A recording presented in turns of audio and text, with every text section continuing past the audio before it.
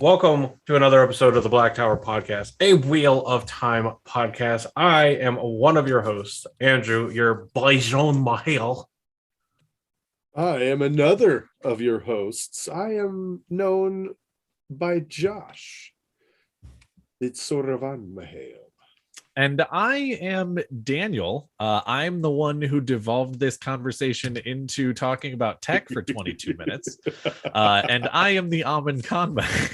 You guys are going to have to just excuse us. We're excited. Okay, Daniel's building his own computer.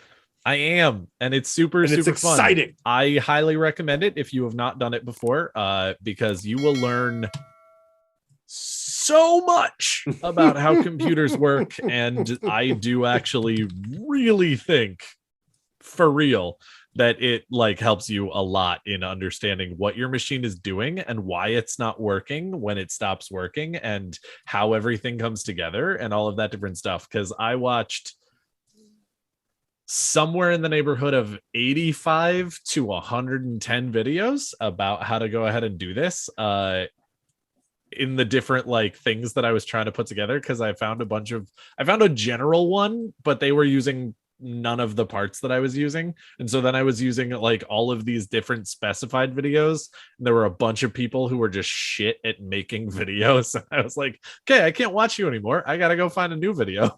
But it was fun. It was extremely fun. I definitely, as I said, I recommend it. How deep into the weeds did you go? Did you get into learning what the North Bridge and South Bridge do, or was it just plug piece A into slot A1? No, I watched entire videos about why does this go here, and where does it go, and how does it work, and what do all of these chords mean exactly? What is the purpose behind these? And I was like, holy fuck. I feel like that's a conversation to have with children about the birds and the bees. I mean, that's true. That's also what are true. These parts? What do they do? Where do they go? Where do they plug in? It's like that. How time many when times Nat do you have to plug it in and then take it out and then plug it in and then take it out and then plug it in, then take it out and then plug it in and then take it out? Do you have to do before you get a small computer?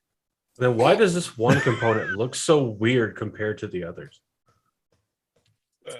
Anyway, we're not talking about between a male connection and a female connection. The answer is the female connection doesn't go crazy when it uses magic. Oh, fair enough. So, speaking of using magic, we are here tonight to tell you a tale of two Aes Sedai. Two Aes Sedai that, in our story, find themselves both a part of the same organization. Before we can delve any deeper into this, make sure you head on over to blacktowerpod.com to check out all of the stuff Black Tower Podcast. You can find our Patreon. You can find our channel sponsor, The Crystal Barista, as well as links to our Discord if you're not already in it, all of our socials, our email, all that stuff that you could ever want to get in contact with us, to have us come and host some epic event for you when your show comes out. So go to Black Tower Pod, find that stuff. I love it. Hey, the offer is out there. It's always been out there. Maybe we never just directly said, hey, Amazon, we're down. Maybe. We're going to say we already know that they're saving us for later. DTF, Amazon, down to film. Hey-o! That's how it is. Blacktower.pod for all. Blacktowerpod.com for all your Black Tower needs. Oh shit, we have to get the TikTok up there because we have a TikTok. I have to link the TikTok. We do have a TikTok now. Guys, we have a TikTok now. And by it is predominantly Daniel. It's almost exclusively Daniel so far, and that's okay. Yeah, perfectly fine with that. Yeah, it's super fun. I'm sad that I didn't do it before. Because also, can I just say, anyone who is sitting there being like, oh, Instagram's hard, because it is. It's annoying and confusing and a little bit difficult. Just get a TikTok. It makes it way fucking easier to use Instagram. I know that sounds dumb. It does, but also it totally just makes everything easier. Anyway, just do it. So we're not talking about Instagram. About we're not these talking about two TikTok, sisters. and we're not talking about anything except for. Well, before we get in to the actual nitty gritty of the discussion, as we do so often, we're going to be talking about things throughout the entire series, throughout different parts of the series. We may not go that deep into the series. We may go all as deep as we can in the series. But to make sure you are safe and prepared, here is your spoiler warning for this episode. The Black Tower stands fully erect. When the tower is bulging at full erectness, you must protect yourself from tainty spoilers. Your spoiler condom must cover the immense girthiness of all 14 books of Robert Jordan's The Wheel of Time. With an itty-bitty tip at the top for the prequel New Spring. If your condom is too small, you will get tainty spoiler jizz all up in your eye. Or ears. You have been warned. Yeah. You really do. Thank you so much, want Gleeman's tainty Apprentice. Spoiler jizz anywhere near you. It's nasty stuff. Tainty spoiler jizz. That spoiler warning is from Gleeman's Apprentice, another fantastic podcast. Go and check out Gleeman's Apprentice. And if you haven't before, or even if you're just doing it again, let them know that you heard their spoiler warning on the Black Tower podcast. And we told you to go and check them out. And eventually you took us at our word. Right. Which was a bad idea. The tale of these two Aes Sedai. Two Aes Sedai that find themselves on the opposite ends of the good-bad spectrum, and also very much on the opposite ends of, well, at least for a while, opposite ends of the life spectrum.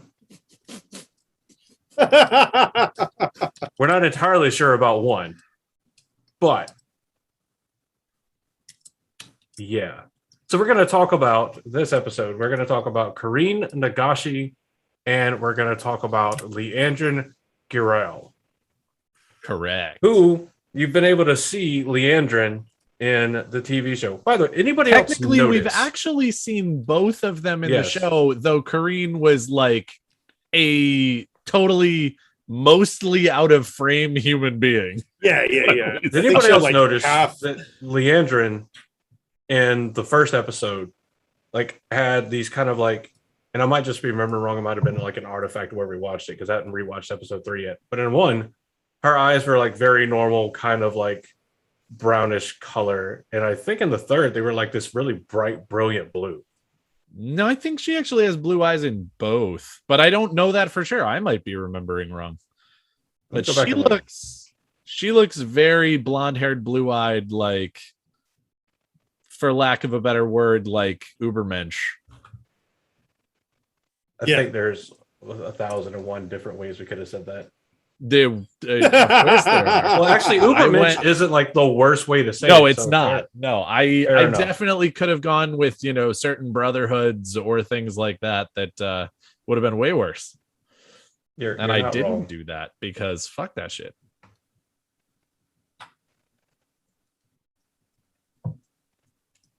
So Karine, so we're all familiar with Liandrin, I think, right? So maybe we start with Karine, just to kind of give a little bit of the unknown.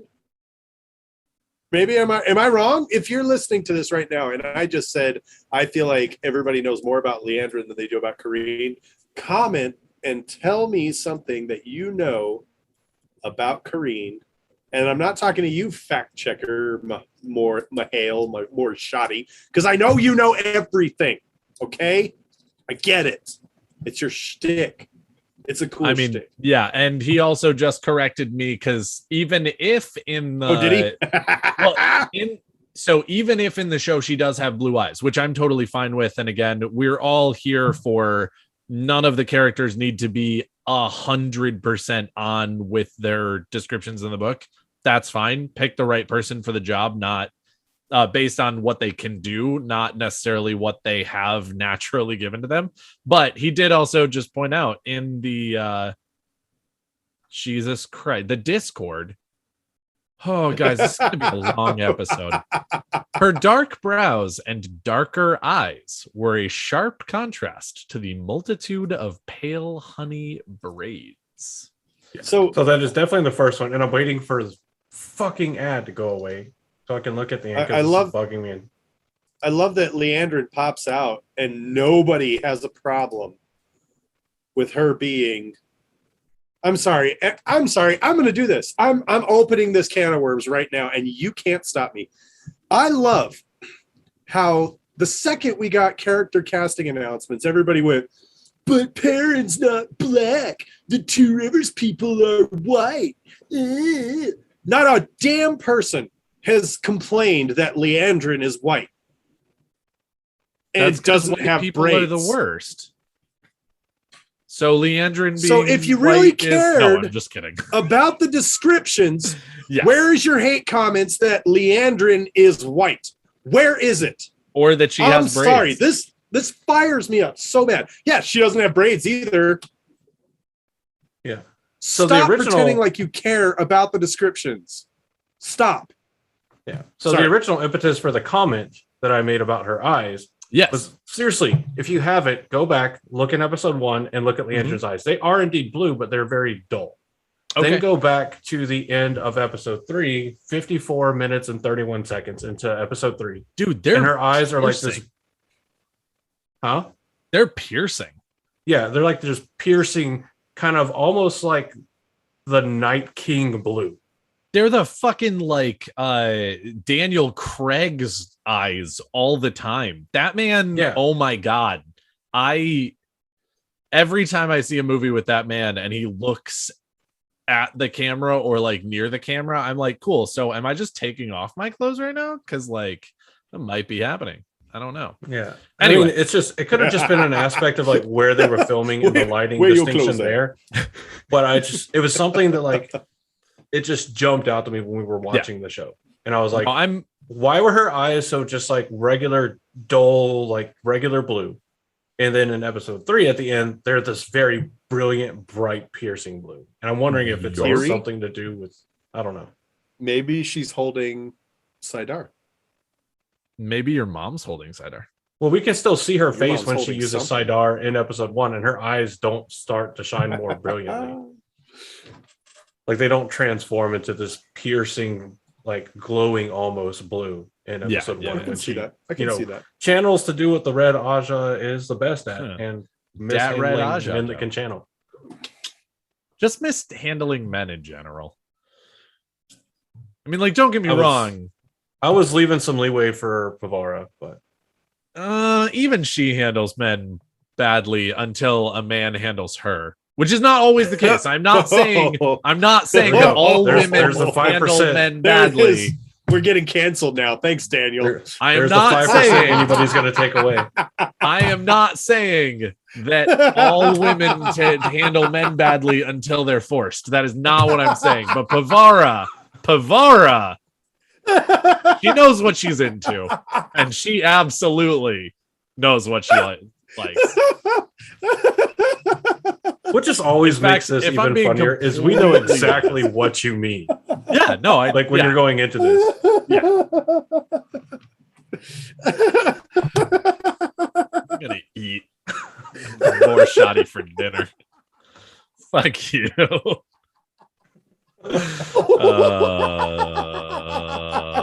All right, cool. So Liandrin is probably one of the most infuriating characters in the series. One of the most. And I know she's only second or third to like Elida. Yeah, and very rarely do I think that the Damane collar is warranted and deserved, but for someone like Liandrin and Elida, I'm like, absolutely, get you.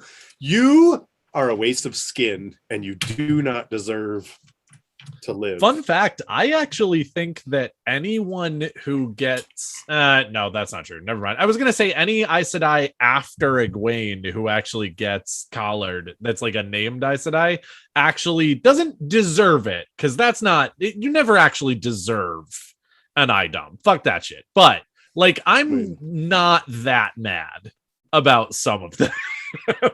Yeah, well, and Elida, Liandrin, and Mogedion, those three absolutely, like, I'm not mad at. Okay. Tangent real quick. Okay. And we've already given you your spoiler warning. So yes, correct. I'm sorry, Mogedion as one of the Damane. Right. Terrifying. Right. And I believe that is the catalyst that spurs the Shan-Chan Empire to conquer the world in Avienda's Visions of the Future. That's no. Well, the Shan-Chan now have all the access to her knowledge. No, they don't. Moghedian isn't collared. It's Grandal at the end. Moghedian is collared for a while, but it's Grandal at the end. Isn't it? Moghedian is skulking around looking for shit, and they collar her. Oh, you're right. Grandal is the one who gets reverse compulsed. That's right. Yes. Okay, cool. Sorry. Yeah. And so it just, like, to me, like, can you imagine being the Suldam who collars Moghedian and be like, all right, so who are you? No, your real name. And she's like, I'm Moghedian, one of the Forsaken. Right. And they're like, oh. Could you imagine they're just going up? It's like, oh, you have a new Damane. Oh, who is this? Yeah. Oh, this one's special. This was Moghedian. She was a Forsaken, and then I can just see 421 just going like, oh yeah. No, I can also see Matt just being like, oh shit. God, what have we given to the Shan-Chan? Oh fuck. Shit. Yeah. Okay, so Liandrin, we first meet Liandrin in the White Tower. Well, okay, we're gonna delineate right now and say that these are the books, right? Correct. We first meet Liandrin in the books. We still do most of our content on the books. Where she says, I believe is it in Faldara? The first time that we see her is in the White Tower, and she's talking to Min. Okay. And she is basically bullying Min into going and seeing her about her visions. And Min is like, bruh, I have talked to every other sister about this already. Give me a goddamn break. But yeah, she's basically browbeating Min, and then Elaine and Egwene come to her rescue. Even though they don't, they can't do shit, but like at the same time, right. They try. And then the next time we see her, she's being a complete and utter twat waffle and trying to slavery the girls. Yes. And sorry, it's Elaine, Egwene, and Nynaeve who are actually all there. All three, yes. I felt like I was missing one, and I was like, yeah, this is where you the first time we actually see her, we don't know that we see her. Oh. Her first appearance in the books, we don't actually know that it's her. It's not confirmed until Shadow Rising that she was there, but the Dark Friend social that happens in the prologue. Oh, correct. You're right. She is one of the that's one of the unnamed and masked Aes Sedai. Yes. Good call. All right, Morshabi, where do we actually first see her? I know she makes an appearance in chapter 4. Yeah. No, so in the Dark Friend social, really, so that one's about Jacob Kerene, right? Mm-hmm. And he goes in there and he actually notes that he sees one wearing an Aes Sedai ring, and he says, "Ha, foolish! Like that's terrible. That's a really dumb thing to do. You're an idiot." Now we know that there are Aes Sedai who are Black Aja, and of course, he himself is a child of the light, and good old lords, indeed, equally terrifying. And I think it's interesting to note that she comes the first with, time we see Liandrin is there. Anaya. Like that is actually, I've actually never put that together before, that it was Liandrin that was. I always just assumed it was one of the random Black Aja. Sorry, yes, I'm at the time looking at you're right.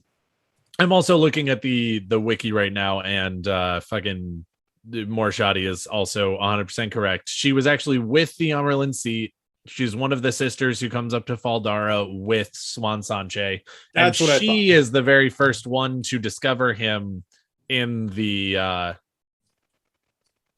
I mean, she's with other people, but she is one of the people who discovers him in the dungeons with all the Trolloc blood and shit and writing and stuff down on the walls. Yeah, because Liandrin that's when she remarks to Moraine, like, you know, you really shouldn't be warding your room against your sisters. Right. Really suspicious. Right. Well, and that's then really like, sus, Moraine. No, my favorite part is you shouldn't be trying to listen into my room. Otherwise, you wouldn't know it was worded, you batch. I'm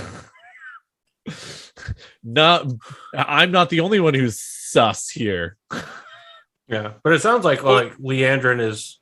It's never. I don't think it's ever expressly stated that she went to deal with the 3 false dragons in Saldea, Morandi, and Tyr. But like they're walking with Moraine and like the mother will see you now. Let's go. And then Liandrin is just like, oh, while you've been off gallivanting across the countryside doing who knows what that you're conspiring for, we've been dealing with false dragons. Yeah, yes. the we in that is entirely broad because she could actually even mean the entirety of the Aes Sedai.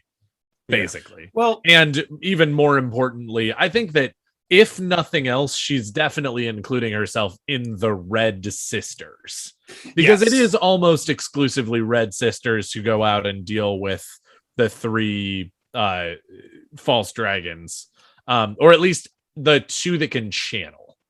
Right. Because there's one that has claimed himself Dragon Reborn, but he shows no abilities at channeling. But Taim and Logain are both capable of channeling. So they're like, cool, sisters, take care of that because fuck this shit. And Liandrin is but I think she's at least with one of them. Decently powerful channeler. Correct. So it is not a far-fetched claim to make that she is one of the entourage that goes with, you know, the Red Sisters to take out a false dragon. The problem with that claim though is if that was the case, why is she back on the road again now with the Amarillan? Like, I don't know. It just seems like she would be one of the ones who are very, very, very, very busy.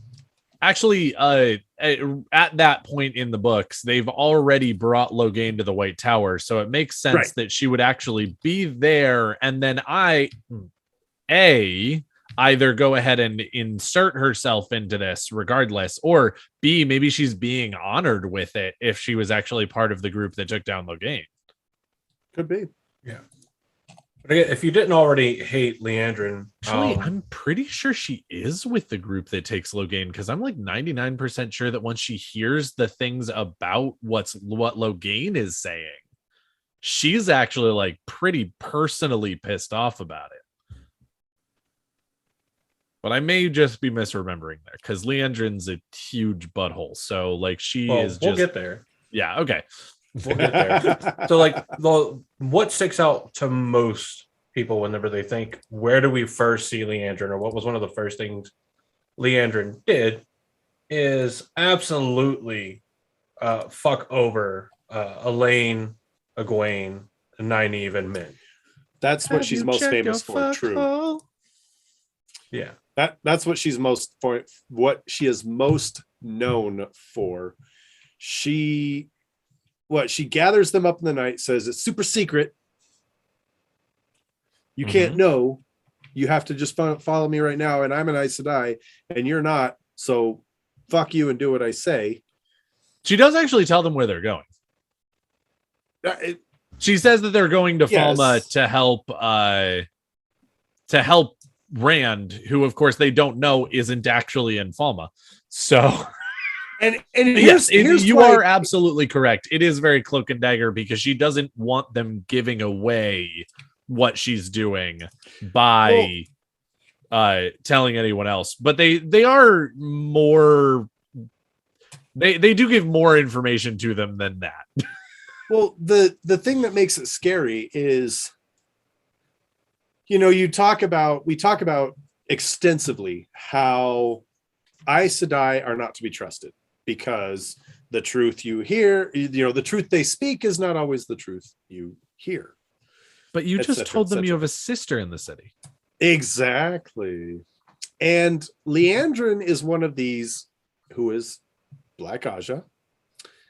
And the Black Aja are not bound by the same 3 oaths as we learn with Varen when she pulls her super badass double agent maneuver. And oh my god. Well, I mean, we learned it way before then with them finding Black Aja sisters in the tower. But yes, I mean that Varen's we learned that they can reveal lie. Is the best one. But like we learned that they can lie, but we don't know the extent of what it is that they can.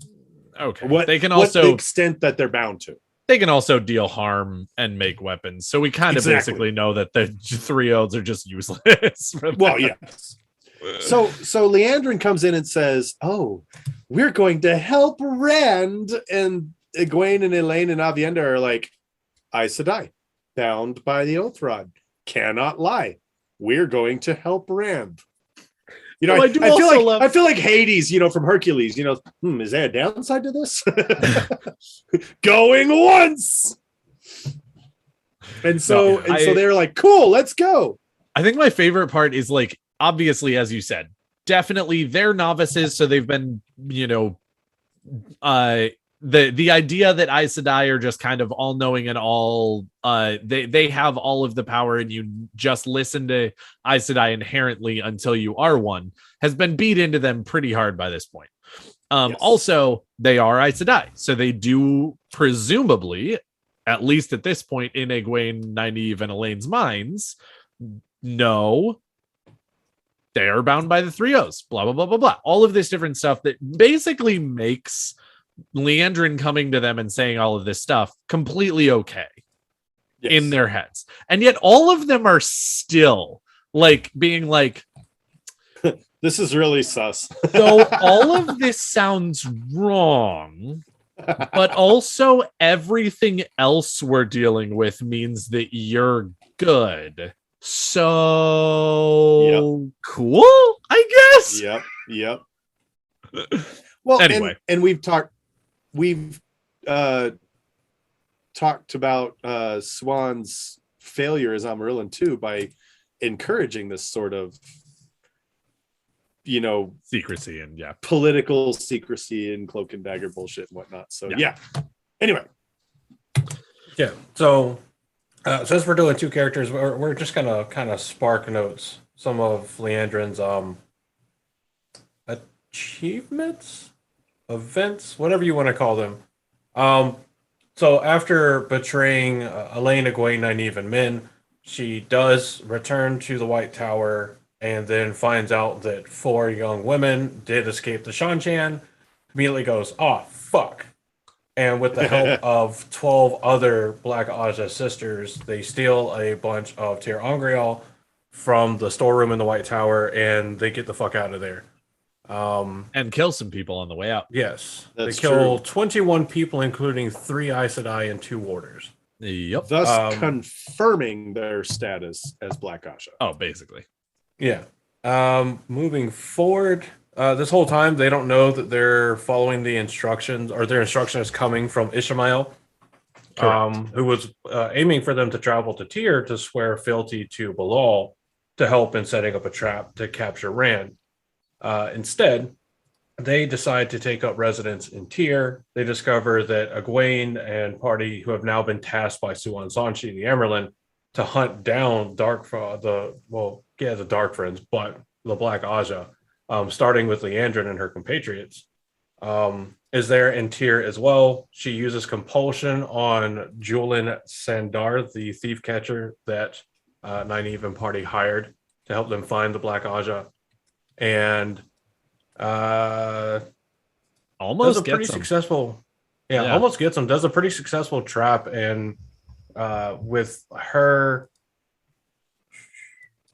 Rihanna and Joya, they shield and bludgeon Nynaeve, Elaine, and Egwene with weaves of air until they're subdued. Throw them into a dungeon in the Stone of Tyr, which is with the intent of them being able to be used as bait by Balal to like pull Rand in, which does work. Yeah. I mean, to a certain extent. I think that Rand already had enough bait, so it's not necessarily like super important, but it is nice. I mean, more bait is always a good thing to a certain extent. Yeah. Baiting.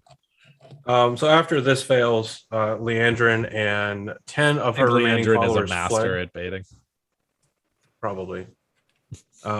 Because when Egwene and Elaine and Nynaeve kind of get let free of the shields, they figure out a way to like counterstroke against their Aes Sedai captors in Teleron Riyadh. Yeah, there it is. And I think they still both of them in Teleron Riyadh, if I remember correctly. Basically, they put shields on them in Teleron Riyadh and then come back into the real world, and they're basically still shielded, and they eventually get okay again because like I don't know. It's a weird thing. They don't ever like just get stilled, but they for a while talk about being at less power. Yes. Got you. From there, Liandrin with her 10 remaining compatriots, they peace out to head to Tanchico to try to find a male Adam known as a domination band so that they can use that against Rand. And while they're there, they definitely do some tanning. Yes. Yeah, but ultimately their plan. That, go ahead. No, go ahead. Ultimately, their plan fails. Yeah, ultimately their plan fails. Mo Gideon shows up and is after the same thing. This whole fight ensues in between Mo Gideon, Liandrin, and all those others fighting Nynaeve and I believe Elaine and Egwene are all there. I think they're all there. Yeah, they are. And one of them, Jeannie, whatever. Actually, no, sorry. At that point, Egwene is not with them anymore because she has gone to the wastes to be a wise one. But it is Nynaeve and Elaine who are both together, and that's they do things relatively successful in Ebudar even without Egwene because they're just very strong and smart on their own. Yeah. Liandrin sends Jeannie to deal with the threat once she senses the channeling between Mo Gideon and Nynaeve. And Jeannie says, cool, I'm going to use this here Terran Grial that I'm not sure what it does, and just unleashes an uncontrollable torrent of balefire that cuts through like the entire palace. She also cannot control it. Like it goes nuts. Yeah. Sorry. Dude, Nynaeve would absolutely be dead 100% there if she had gone ahead and taken a second. Like, yes.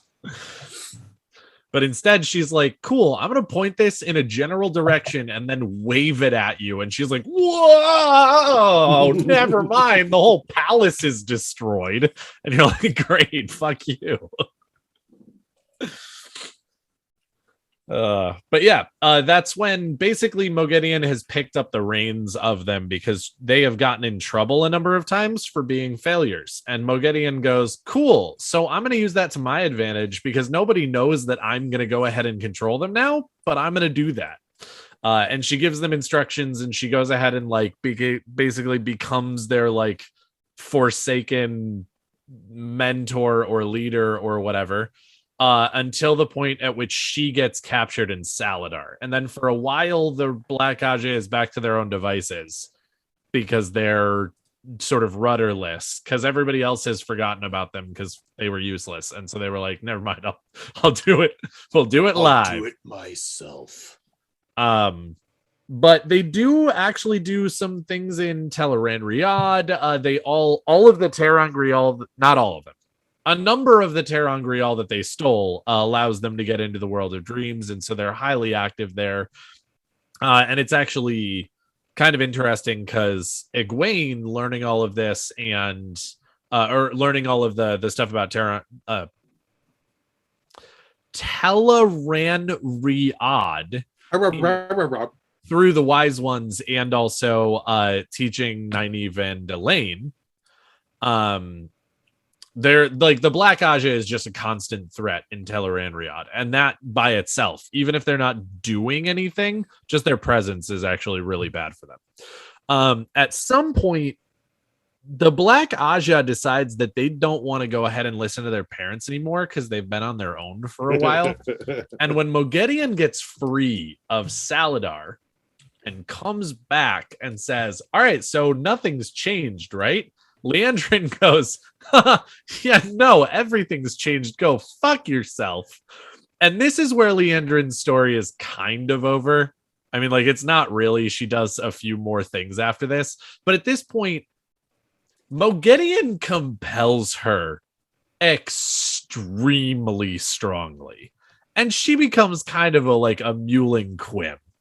And the rest of her story is basically just tied to Moghedien. Because Liandrin's the one who kind of challenges Moghedien. She is. And she's like, actually, listen, do you know who I am? I am Liandrin, okay? Not only does she challenge her, she tries to shield her at some point, and Moghedien laughs at her. Yeah. Turns the shield back on her, shields her, basically puts her on her knees, and goes, "You're cute," and then compels her to the point where she's just like, "Oh God." Well, there's two separate instances there. The first one is Moghedien's like, "You're going to try to fight me eventually. I'd rather you just do it and learn the lesson now." Oh yeah, and Liandrin's like, "Oh no, I would never." Does it, and then gets shielded, slammed against the wall, and briefly compulsed by Moghedien. Then later on, whenever Moghedien is fighting Nynaeve and Birgitte in Teleran Riyadh, she gets mortally wounded by one of Birgitte's arrows. And that's whenever Liandrin, who's puzzled out a lot more of how compulsion works, tries to compel Moghedien. And Moghedien's having none of it, swats it away, slams her against the wall, shields her, and ties the shield off inverted to an incredible degree of complexity, and then uses compulsion on Liandrin with the simple order to live. Effectively, like, she tied off the shield so strongly that Liandrin was effectively stilled. Yes. So force and she's compel not to her, the point where she's Moghedien actually knows that if you take and compel somebody to do something they already want to do, that compulsion can hold for a lifetime. Mm-hmm. So basically, she's like, you're essentially stilled, and you're gonna want to live. So. Yep. Until she's eventually joins the ranks of enslaved chandlers under Soroth. Correct. Yes. Which is, oh no, not that. Liandrin, and one I guess one last thing about Liandrin. Don't. No, stop, don't, please. One last thing about Liandrin, I think, because I think we kind of covered everything. Yeah. Correct me if I'm wrong. But one last thing about Liandrin that I think is really important to note is that she confirms for us that there are dark friends in Seanchan. She has an interaction with a Seanchan person who they talk about how they serve the same person and blah, blah, blah. And it confirms that for us because, or at least that's the first time it's confirmed. And then it just opens up a whole mess in the Seanchan, because then there's, of course, later on, we know that there are other instances of dark friends there, but of dark friends. They talk about Seanchan as being this like pinnacle of lawful society, but there's still dark friends. Like, so there are obviously ways around it, and there are obviously flaws in the dogma there. So, yeah, well, and I would actually say that, again, I do not think you're wrong. I'm not trying to tell you that you are incorrect, but I think that the biggest claim that the Seanchan actually make is that they've killed all of the shadow spawn. That there isn't actually any shadow spawn in Seanchan. Sure. I mean, like, again, I do also think that they spout their own propaganda to a certain extent of, and there are also no dark friends as well. But we're all like, yeah, how would you fucking know Yeah, that right. in any way, shape, or form? Like Shadow Spawn, sure, I'm okay with you making that claim. That's actually way more obvious. Like, nobody for 7 generations or whatever they say has ever even seen a Trolloc. Oh wait, that's also true about most of the people in Randland as well. But like, yeah, same thing. But at the same time, it's way harder to get rid of all dark friends. So like, that's just drinking your own Kool-Aid at that point. Like, but yeah, indeed. Yeah. So we're left with Liandrin's Liandrin. like ending being kind of in the wind, because Soroth was like, maybe it's time for her to be colored, and then Soroth, I don't know, dies, and so we're left without like a definitive end to Liandrin, what her fate would be, and we can guesswork all around about it until the cows come home and never get any closer to an answer. Seriously. Yeah. I was reading your shirt. I know. Thankfully, the joke has been made enough times to where I generally like look at my shirt before I ask any questions. Karine Nagashi.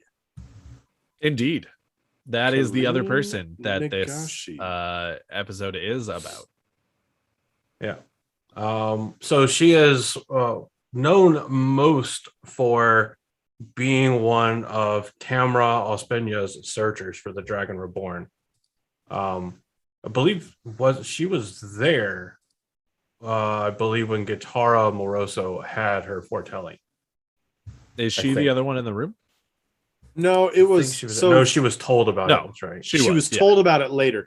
So Moraine and Swan were the two accepted that were in the room. Yes. And then Guitarra has her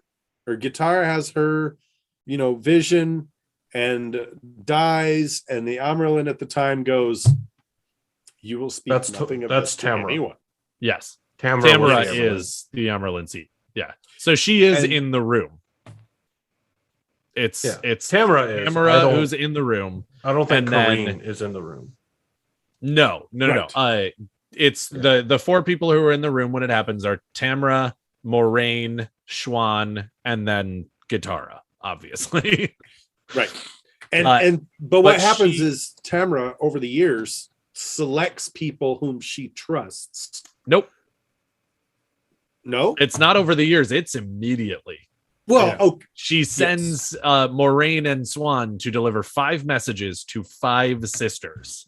And those sisters are Malin Argania, Valera Garovni, Ludisa Denine, Aisha Raveneos, and Karine Nagashi. And they are white Aja, green Aja, brown Aja, yellow Aja, and gray Aja. So they are all totally different Ajas, different. I think they're also no red. Well, she's got the red covered, and she's pretty sure that Moraine, or not red, sorry. She's got the blue covered, doesn't she? Because she came from the blue. Tamra? Yeah. Tamra Espena? But Tamra from the blue Aja. So Tamra was from the blue Aja. Yeah, so but she is all Ajas, but she's basically got blue covered, because if she goes to them and goes, "Hey, do this," obviously all sisters are gonna go with them, but like at the same time. And we all know that there's always been a friendly rivalry, and by friendly I mean maybe not so much between the blues and the reds. So she was also like, "Hey, jog on, red sisters." I wonder if that's part of what inspired Moraine to select blue.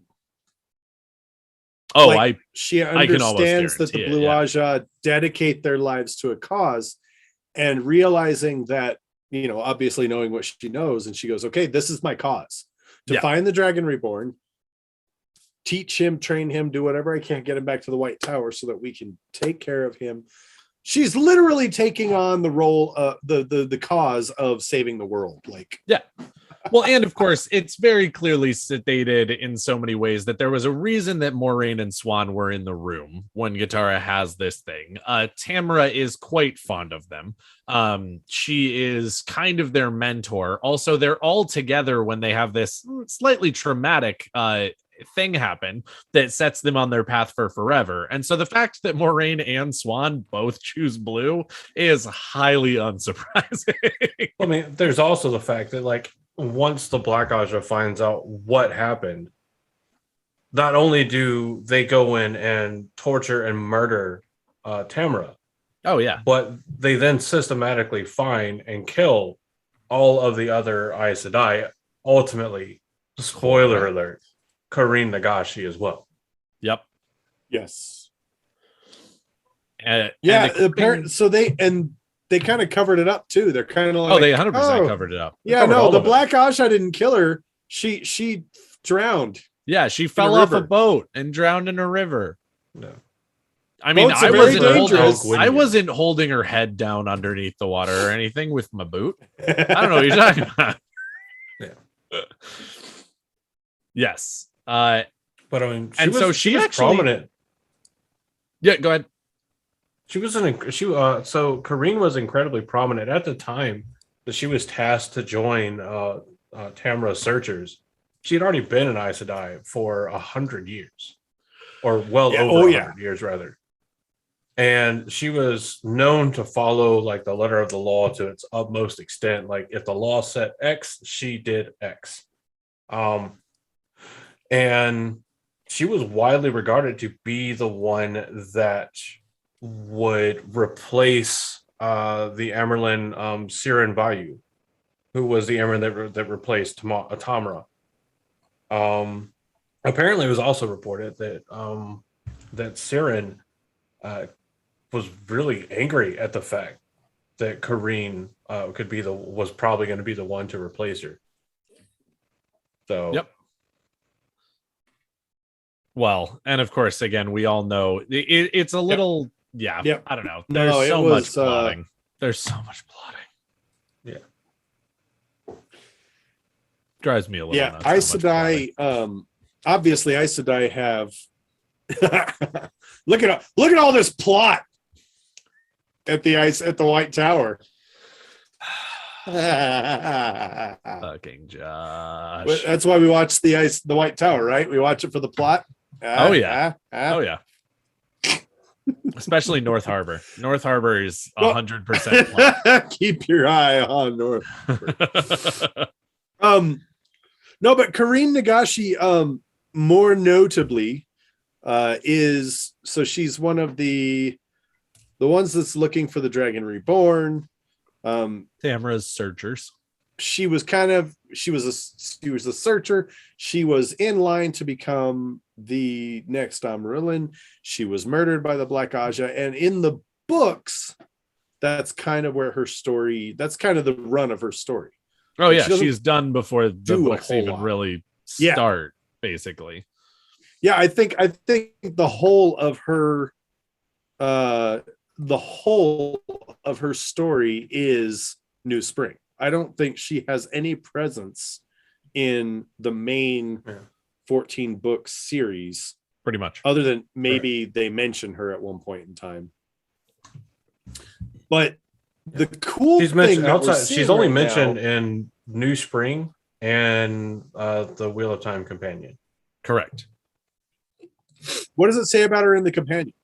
It gives her power level and things like that. Right? Yeah. Oh, okay. Yeah. Okay. So the cool thing that I'm excited about, and I am going to slightly kind of hop over to the TV show real quick. I'm really excited to see some of these characters that are pretty cool get some screen time. And one of the cool things is Karine Nagashi has two warders in true green fashion, right? She's got Kirill and Stepan. Kirill? Mm-hmm. Kirill? I'm going to say Kirill and Stepan.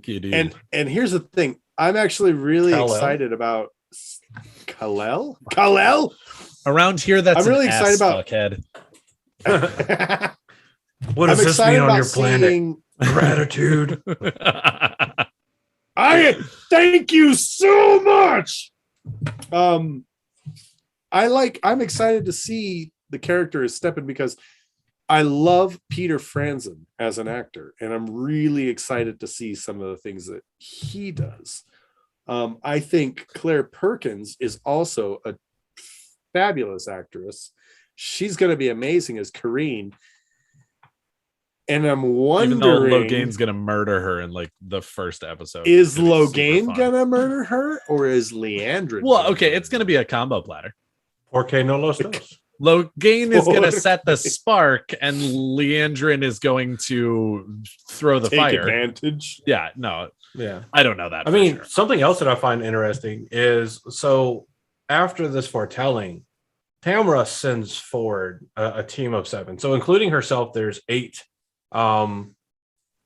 members of the White Tower, because I can't say Aes Sedai, I guess 2 of them are not Aes Sedai yet, that know that they have to go and look for the Dragon Reborn. It's a little Ashimani. You're not technically an Aes Sedai, but you're like an Aes Sedai. You're not technically an Ashiman, you're a dedicated, but like fucking, yeah. If that because at the point where she's sending out the party, like Moraine and Suan are not Aes Sedai. Yeah, no, exactly. That's what I'm saying. Like the Aes Sedai structure, I think the reason they did this with the Ashiman is actually somewhat similar, because like everybody else basically considers novices and accepted Aes Sedai if they're walking around with like Aes Sedai permissions, even though they're sitting there being like, I'm not actually an Aes Sedai, and all of the Aes Sedai don't treat me like I'm an Aes Sedai, but you treat me like I'm an Aes Sedai. So fuck you. Do what I tell you. I guess the difference there is we actually see in the books, like Rand look at all the men at the farm or the Black Tower at that point and say, yeah, you are all Ashiman. This is your blanket name. Yes. Yes. You haven't earned the rank yet. Well, so work to get the rank of Ashiman, but you are all guardians, and that is what you're here for. Please, it's a bit like behave accordingly. It's a bit like the military, right? Marines, it doesn't matter what your rank is, you're a Marine. If you're in the Army, it doesn't matter what your rank is. Ultimately, you're a soldier. Air Force, doesn't matter what your rank is, you're an airman. Navy, you're a seaman. Like, it doesn't matter. So for except people that there to come to the Black Tower. Is there a rank in the Navy that's Navy? Is there a rank in the Army that's Army? Because that's where it gets confusing. I know that this is a totally different discussion, and I apologize for devolving it into that way. But I don't think that there's a rank in Air Force that's Air Force. Like tangent, what? Well, I mean, that's getting into the semantics of it being a direct comparison versus being an illustrative comparison. Correct. Absolutely. But my original point that I was making was that in the show, we now see even Valda talking about how he has 7 rings. We know your tower sent out 8 Aes Sedai. Fuck you, Morshadi. So I'm wondering if they're kind of changing it to where it's not as openly obvious that the Black Aja, maybe the Black Aja in the TV show didn't directly kill them, but manipulated things into where they're caught. Maybe that's how the Yellow Sister that we see burning is actually caught by the White Cloaks, because everybody's been talking about how could a Chandler be caught that easily? That easily. And it would be on par for the White Cloaks to get help from Dark Friends. Because they're really good at naming Dark Friends. Completely. Unless the Dark Friend is helping them. Then they're like, that they seem like a pretty great guy. Deneen, that would be intense. That is now my headcanon. I hope that's how they're. She was bony with a long, grim face and brightly beaded Terraboner braids that hung to her waist.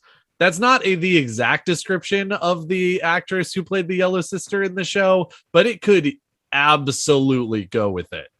With the amount of changes that they're making, but also not changes, like keeping the spirit of all of it, but not necessarily the exact details. I can see that being Ludise, whatever her name is. Ludice. What? I am not familiar with Luda! Yes, Luda. Ludice. She's Italian. Yeah. Anyway. But yeah, no, I think that would actually be really cool if they actually used the Black Aja to spur, because I mean, like, again, we've talked about in this show before, and absolutely I know that I'm speaking for all of us when we say there are shitty good people too. Like, you did, just because Eamon Valda isn't an actual dark friend doesn't mean he's not an absolutely dog shit human. So, like, again, go, like, you don't have to be a dark friend and be working for the Shadow to go ahead and take like bait and information and all of the different stuff from dark friends to go ahead and capture people who you think are the worst people ever. Yeah. So fucking it was you guys that pointed out the contrast to me, or I wasn't really anyway, the contrast of episode 1 starting off with Liandrin and Aes Sedai's brutality, and then episode 2 starting off with Eamon Valda, a White Cloak's brutality. Oh yeah. So that contrast, they even use a similar line. Oh yeah, where they talk about it's a gift, really. We're giving you peace. It's a gift. We're giving you peace. We're releasing you. And then like Eamon Valda comes over and he's like, Aes Sedai know more than anyone that sometimes brutality is the road to peace. Well, and he again, even tells her, like, I think he says like the road to mercy. The road to mercy. The road to mercy. No, and I love that. It's I think I'm going to really like the way that they're portraying the White Cloaks in the show.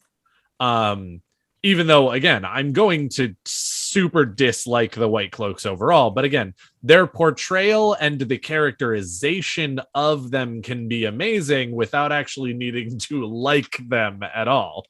I'm just happy that people will be able to vehemently hate the White Cloaks. Oh yeah, they already more do, obviously. Like, because like this isn't any different than how they are in the books. Just in the books. Yeah. Oh yeah. You don't actually see it. It's never actually described exactly when they do it. It's all like, well, in the past, we did all of this. Whereas now, it's in your face. Yes. You can't miss it. I don't want to say ignore it, because I don't think people ignore the history of the White Cloaks. Sure. But yeah, but it's interesting because, again, it's that I love this thing in film, television, books, all of the different storytelling devices, that the idea of the misunderstood motivations, and the somebody in their own head goes, this is the right thing to do for the world, I'm going to do it even if it's not necessarily so nice, or like the reason I'm doing this is for everyone's benefit, or blah blah blah blah blah, and they go through their own thought process, and you're like, okay, I can see that. I kind of understand where you're coming from. I don't always agree with you, but I can see where you're coming from.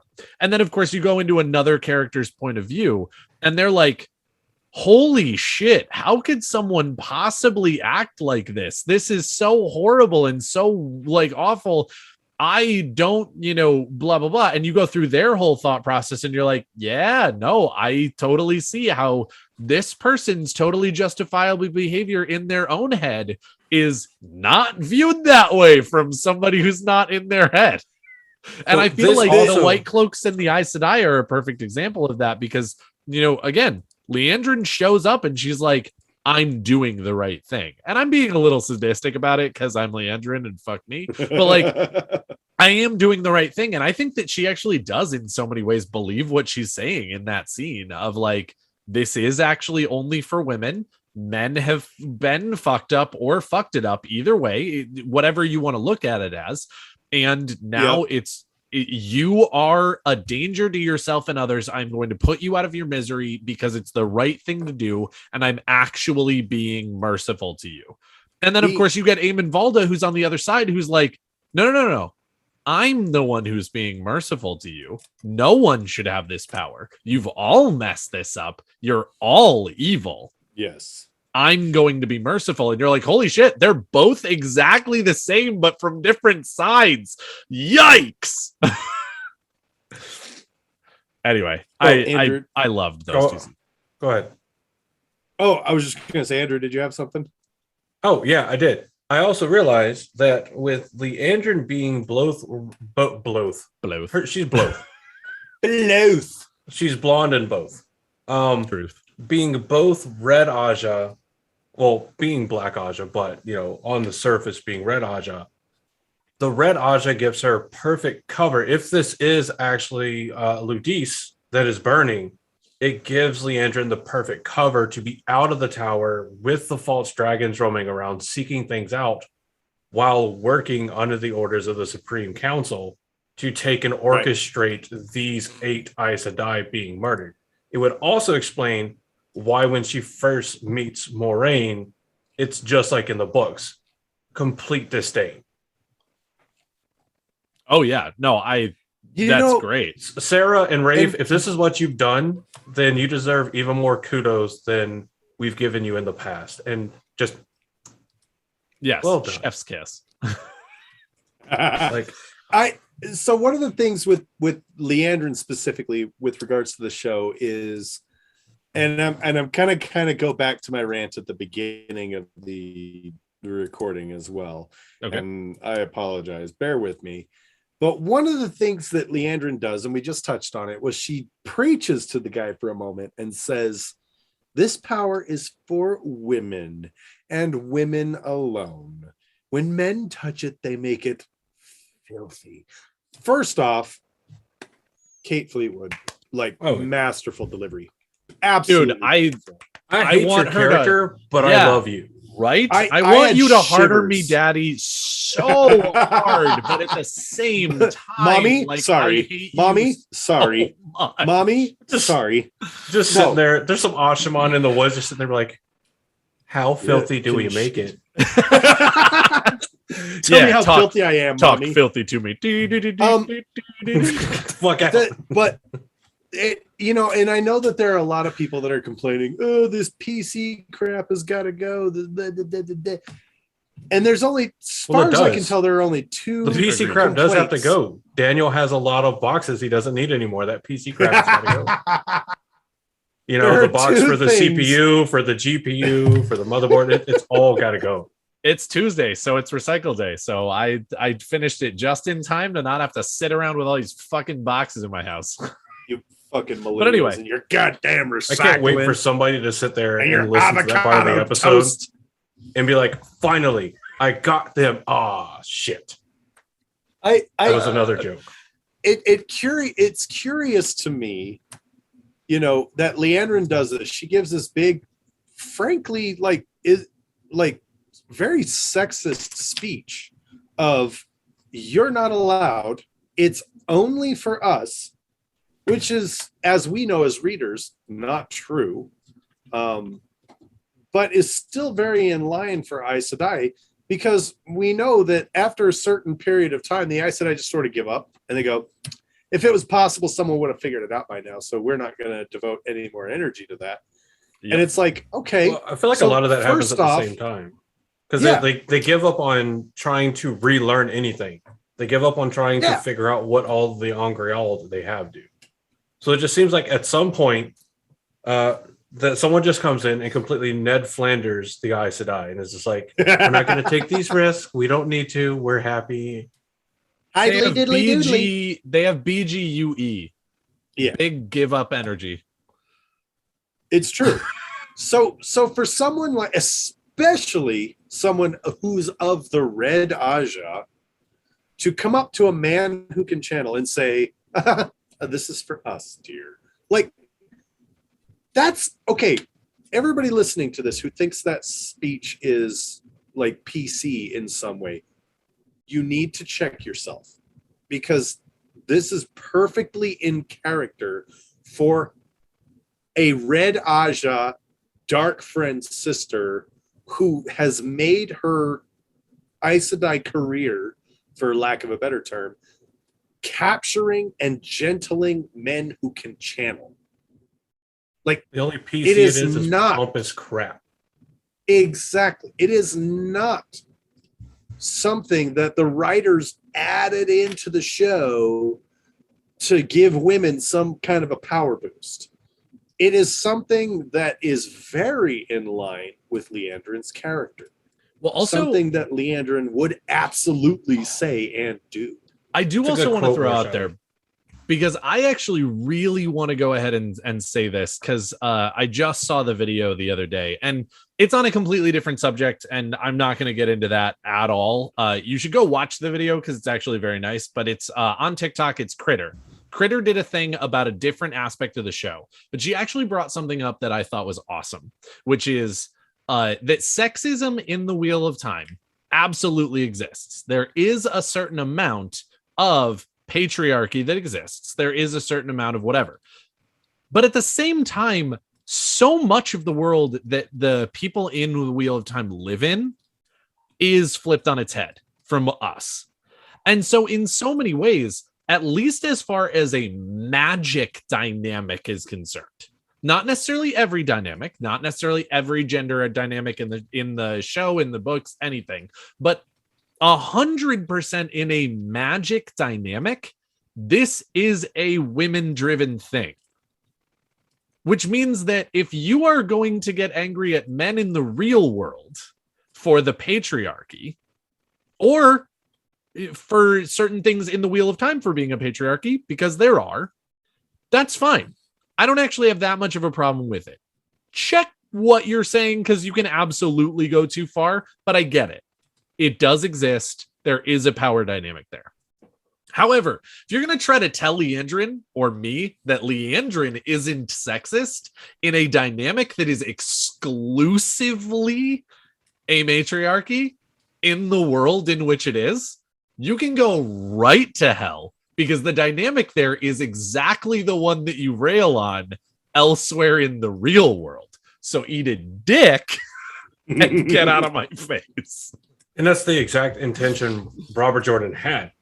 Yeah. Like he's talked about taking, and this is like even back in like, you know, the 80s and 90s, flipping the much more drastic and crass kind of male-dominated society that he lived in on its head and saying, well, what if we flipped it and had a much more female-dominated society, or elements of society that were much more female-dominated? And it's like, it's one of the things that I know a ton of people champion, and I believe in it too. Yeah. If you can say something about one group and you're fine with it, but if you rotate the people in that group out to their some comparable mirror image up, and then you find it offensive, then it's offensive to both. Yep. 100%. So if you don't want somebody saying it about men or women or any other gender identity or any orientation or any other race, then you shouldn't be saying it about any. If Correct. You would find it offensive for anybody to say about your group that you identify as or a part of, then you shouldn't be saying it about any other group that you either do or don't identify as part of. It's hypocritical. Well, and I also, going back to or what you just said, I fucking love is that Robert Jordan said basically, what if X? And in this case, it was, what if women were the only ones who could channel basically for at least a certain amount of the books? And of course, in the world, it's not all fixed. He doesn't just give women a complete pass about everything, because now that they can control magic and like they have the White Tower and everything, they have extreme power over nations. There are different problems. It's not the same ones we have, but it's not utopia. And I love that, because of course we all know that, you know, in the immortal words of Tom Segura, some people suck. And that's just true about everyone and every gender. Some people suck and some people are going to ruin it for us, whether it's men, women, or other. Like, it literally doesn't matter. There are great men. There are great women. There are shitty men. There are shitty women. And if you flipped society on its head and we were in a matriarchy, a lot of certain problems would be changed. That's 100% true. Some would get better. Some would get worse. Because there are just shitty people who would fuck things up regardless of what we lived in. Now, I'm not saying that that means that it's okay that we live now like in a society that's not equal. Please don't hear that, because we should change it. It should be equal 100%. I'm not giving that as a justification for why it's okay to be one or the other. But I do like the idea of somebody coming out and saying, guys, reminder, people are shitty. and that's going to be true forever. So maybe we go ahead and strive to be as good as we can be and equal and all of that different stuff, but don't blame all problems on one group, because that's not true. People are shitty. Some people just suck, guys. Some people That's just how it is. Anyway. So if you learn anything from this episode, it's that if you learn anything from this episode, it says some people suck. One of them is Liandrin. Yep, she there sucks. We go. I was literally Liandrin sucks. Kate Fleetwood, you're one of the good ones. We love you. I give you an Ashaman salute. You're amazing. But your character brilliant sucks. Delivery of those lines. But the character you play is a bad guy. I'm sorry. Also, we know that Kate Fleetwood listens to this channel because toads. Oh yeah. If you like what you've heard here, obviously the next step is to go to Black Tower Pod, as we told you at the beginning, and subscribe to all our stuff, to our YouTube and our Instagram and our TikTok and our Twitter and our. Oh, we even subscribe to our personalities. Come on. Leave below in the comments which division of the Black Tower you would be in. Would you be in the Soravan Gar, the Baijan Gar, or the Amin Khan Gar, and why? I want to know. Nice. Or make up your own. Listening. We'd like to. Or make up your own. Yeah. Thanks for listening. Thanks for being here. You guys are awesome. You guys are the best. You guys are the here's the thing. Wheel of Time fans are the best fans. And a little known secret. Black Tower podcast fans are the best Wheel of Time fans. So thanks for being here. I'm spilling the tea. Thanks for being here. Thanks for tuning in. You guys are awesome. That's me. Last thoughts. Hold on. Last thoughts on Liandrin and Karine. Hit it, Andrew. Last thoughts on Liandrin and Karine. I'm chaos tonight, baby. You are chaos. I love it. Karine is the shit, and Liandrin fucking sucks. In your life, strive to be a Karine when everybody else strives to be a Liandrin. Don't be a Liandrin. As we learned this weekend, don't be a Liandrin. If you don't believe that people strive to be a Liandrin, take 5 seconds on pick a social media platform of your choice, or just turn on the news. Preferably Facebook, because you'll figure it out in 8 seconds.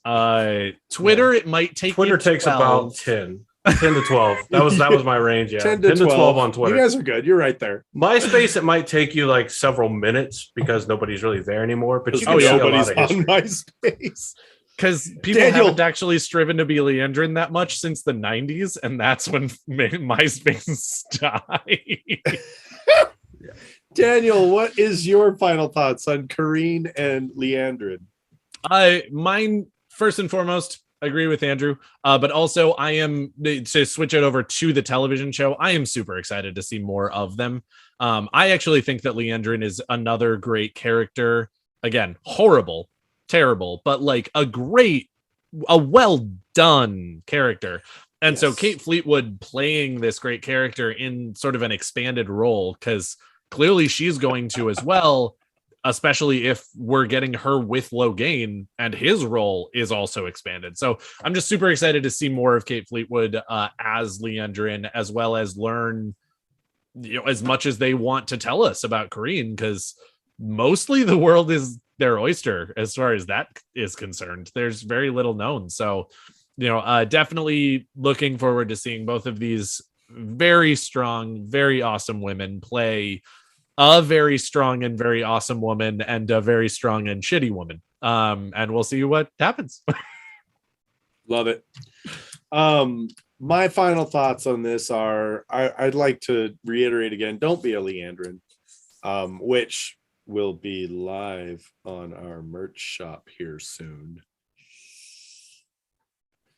But that is a really dope fucking merch idea. In a world of Liandrins, be a Karine. Don't be a Liandrin, or in a world of Liandrins, be a Karine. Okay, how about this? Comment below. Which one do you like better? Don't be a Liandrin, or this is going to be a fan competition. Next merch design. In one quote is "Don't be a Liandrin." The other is "In a world full of Liandrins, be a Karine." Yep. And we're not doing both because that'd be a lot. but we definitely want to do one of them. Morshadi has Please proposed help us and decide already. which one. Instead of being a Karine, strive to be Karine. I like that. In a world like of that. Liandrin, strive to be a Karine. Let's There you make go. a Twitter and a TikTok poll. We'll make this happen. It'll do it. We'll have It's a gonna few happen. versions. Awesome. But We're thank So you by the guys. time this is live, those polls may already be done. Definitely do tell us what you think in the comments down below as well. Because Yes, who please knows? do. If enough people like both, who knows? Yeah, Maybe it we'll could do happen. both. Because we're whores for good ideas. We're Indeed. whores, yes. So thank you, everyone out there. You guys are awesome. Thank you for tuning in. Thank you for listening. And we hope you've left this podcast just a little bit more insane than you were before listening to it. So have a fantastic one. And I have been Josh, your sort of on Mihail. And I have been not Daniel. You in a world full Tip of the of wine. Daniels, strive to be an Andrew. 100%. Definitely don't do that. Definitely do the No. opposite way of that. No. If you knew anything that was going on in this head, you'd be like, fuck, dude. Yeah, be an Andrew. Okay, so in a world full of Daniels and Andrews, strive to be anybody else. But I have been Andrew here by Jean Mahale. And I have been not Andrew, unfortunately. I have been Daniel, your Amin Khan Mahale. And from all of us here at the Black Tower Podcast, thank you so much for coming in. Thanks for having fun with us. We love you, as Josh said, and we say it every week, but we mean it every week. Absolutely. You guys are the best. And we hope you're having a lovely morning. And in case we don't see you again, good afternoon, good evening, and good night.